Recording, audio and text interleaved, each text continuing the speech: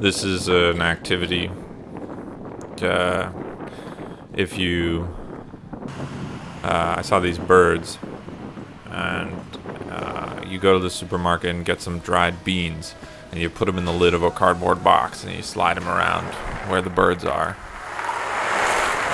You try and get it to go at the same time as the birds, for the weekend or something. It's pretty tricky to do it just right. It takes a little while to get good. But,